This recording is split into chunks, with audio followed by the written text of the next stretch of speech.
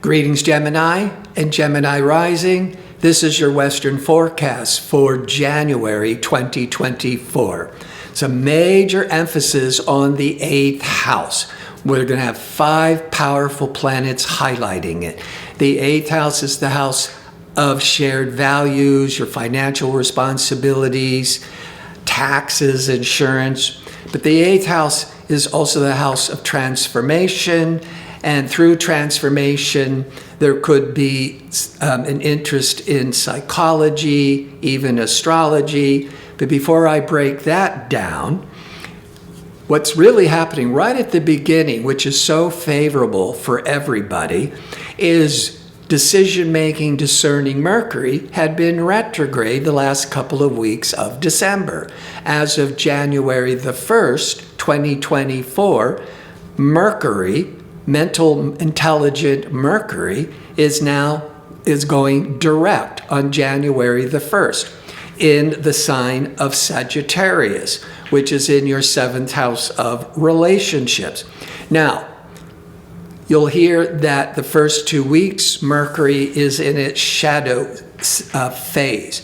What's really happening on a practical level is on January the 1st, yes, Mercury is beginning to slowly shift and move forward. So it's been practically at a standstill as it had been retrograding and slowing down and then stopping and then starting to slowly move forwards. So your mental faculties, Mercury, are still really sluggish. It could be that it's still moving in the right direction, but you maybe not trusting it completely yet, your decision-making faculties. But also Jupiter, prosperous Jupiter, expansive, lucky Jupiter, has been retrograde the last several months. And as of December the 30th, 2023, Jupiter went direct in the sign of Taurus. And it will remain in Taurus until the end of May. Now, Jupiter, when it starts to go direct, whatever your promises and expectations that could have been more delayed or held back with the retrograde can now start giving its promises, bringing its blessings. Now, the Jupiter is in Taurus, in the sign prior to Gemini, but come the very end of May 2024, Jupiter moves into Gemini for 1 year, once every 12 years. So I just wanted to give you that optimistic outlook, because all things expansive and lucky will start more easily coming to you when Jupiter goes into Gemini. But now Jupiter, slowly picking up steam here in January, is going to be in your 12th house, the shadow sector. Now, for some, you might be that prosperity and confidence of Jupiter, especially when it was retrograde, but now still sluggish and in the 12th of the shadow, you might be feeling more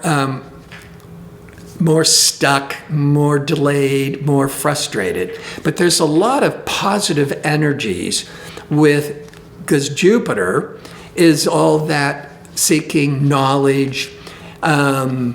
It brings a lot of growth and optimism. So all that positive energy with Jupiter, then we look to what are the positive results of the 12th house. The 12th house can mean, for a lot of you, since Jupiter seeks knowledge, Jupiter is the planet of higher education, and the 12th house is more about retreating. And so it's really good for researching, but it's really favorable for pulling away from all your social activities, retreating so you can study and really prepare to get your degree or get your professional training. The 12th house is also spiritual practices. Jupiter also has a lot to do with religion, philosophy. So this can also be a really favorable time for spiritual practices. But Jupiter also deals with travel, like long distance travel. And the 12th house can represent retreats or ashrams. And so some of you might be making, maybe in January, or making plans in January to go to attend a spiritual retreat, or maybe even an ashram that you would, in many ways, may need to travel long distance to this retreat. Now, the sun is in Capricorn. Capricorn is this organized business, pragmatic energy. The sun is there the first 20 days of January every year. And Capricorn is 8 signs past Gemini, or Gemini rising. So the sun is putting a real spotlight on 8th house, which has a lot to do with your shared resources, with your business partnerships, with finance, investments.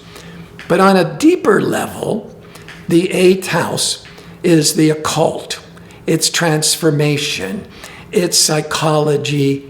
It's astrology. And you may be pulled more of an interest in those areas, especially as Pluto is the ruler of the 8th house, the natural ruler. Pluto rules the unconscious. Pluto rules transformation. That's why the 8th house has a lot to do with transformational energies. And Pluto is at the last degree of Capricorn in your 8th house. Now, it's been transiting there since 2008. But this first 20 days of January, Pluto is at that last degree. The last degree really can bring up a lot of intense transitional changes. But the sun is joining Pluto the first 20 days. That sun is where your interest is really drawn to with Pluto. Intense changes. Now, Mars is this ambitious, assertive energies. Mars is aggressive, it's ambitious. Mars will be transiting Capricorn in your 8th house from January the 4th till February the 12th. Mars is in Capricorn once every 2 years. Mars can be argumentative, impatient, irritable. It's the warrior planet. But it gives its best results when it transits through Capricorn, because the Capricorn keeps it grounded, focused, in control. So the Mars in Capricorn for everybody, depending on where it's transiting, can provide so much more productivity. But now we're having the first 20 days, the sun and transformational Pluto in your 8th house. And here's Mars from January the 4th into the first part of February in your 8th house. The new moon in Capricorn is January the 11th and so the new moon is, well, now you're completely focused on all these 8th house matters. And it will keep your attention on 8th house finances, transformational energies, to the next new moon on February the 9th. But Mars will remain in Capricorn in your 8th house till February the 12th. I'm bringing this up because the sun will leave Capricorn, leave your 8th house on January the 20th. The same day Pluto will change signs and move into the 9th. So I'll be talking about how the 9th is starting to be emphasized, but the 8th will be the dominant theme into the first part of February, even though the sun moves into Aquarius out of the 8th house on January the 20th. Now, let's back up to Mercury going direct on January the 1st. and it's going to be in Sagittarius, taking time to pick up speed. Gemini, Mercury is the ruler of Gemini, so it's your ruling planet. And it's now moving forwards in your 7th house of marriage, of partnerships, of contracts. So this is a very favorable time. And as Mercury is picking up speed, you're getting more confidence, more clarity with your decisions. But this could be very favorable for discussing Mercury, relationships, personal relationships, but also negotiating contracts or business relationships. Now, Venus, the planet of love and union and diplomacy, goes into Sagittarius December the 29th, once a year usually, till January the 23rd. So these first 23 days of January, you're having pleasurable, harmonious, loving Venus moving through your 7th house of relationships. That can attract new love or friendship into your life. Could be very favorable for reconciling and healing any missteps in current personal relationships. But when it comes to negotiating any kind of contract, that Venus is this benefic energy, and with negotiating Mercury together will be the first 13 days, very favorable for for resolving any kind of relationship issues or really discussing your relationship, but especially really favorable with that benefic Venus with business savvy Mercury in your 7th to be attracting and negotiating contracts or really planning on setting up a business partnership. Now, the 8th house, back to the 8th house is the sector of joint ventures, financial contracts. So this is a very favorable period for forming a partnership, for attracting, negotiating a contract. Now, the Venus will leave the 7th house of relationships and negotiations. And on January the 23rd through the middle of February, it goes into Capricorn in your 8th house. The Venus brings in diplomacy in negotiating business negotiations. But Venus is also the power of attraction, and you could be attracting financial gifts. Now, that Mars is that ambitious, assertive energy, aggressive energy, moving in, transiting the 8th.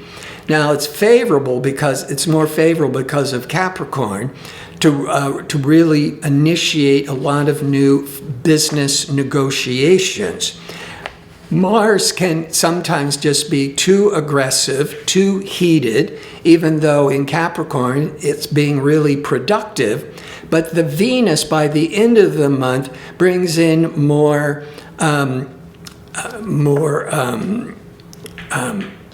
benefic energy, diplomatic energy, sociable energy to help bring in those negotiations in a more favorable way.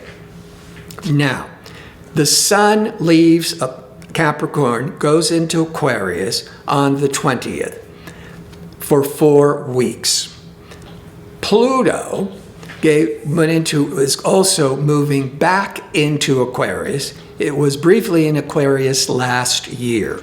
And on January the 20th, Pluto will, on the same day that the Sun is moving into Aquarius, Pluto is moving into Aquarius, except Pluto will be in Aquarius till the end of August, once every 243 years.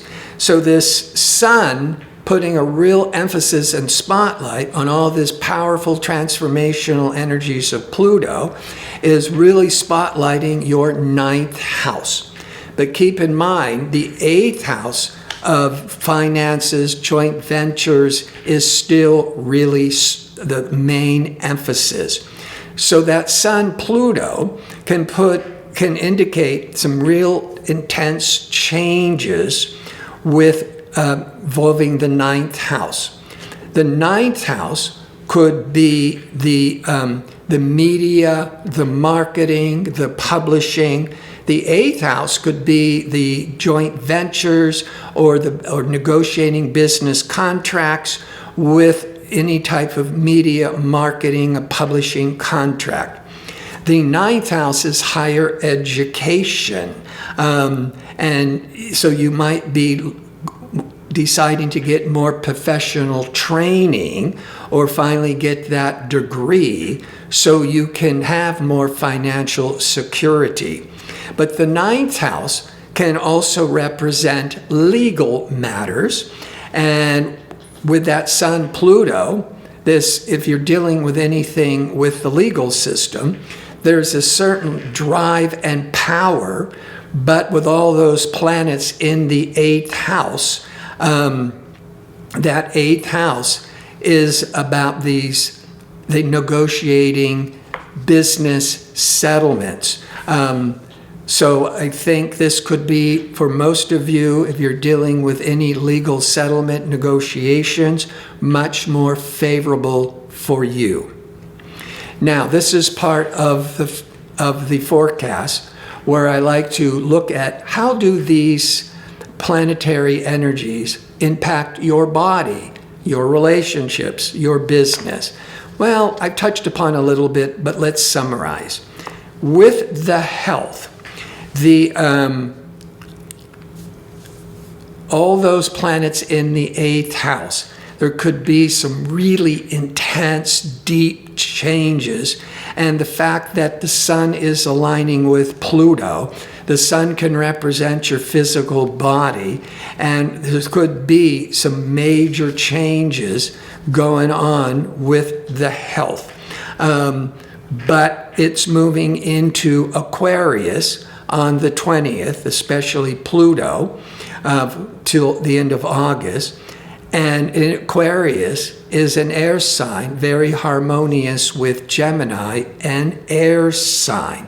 So all this big change and transformation will be overall, in the long run, very favorable for health matters in general for Geminis. With relationships, this is a really intimate time. Loving Venus is in your seventh house of relationships till January the 23rd, at which point it moves into the eighth house.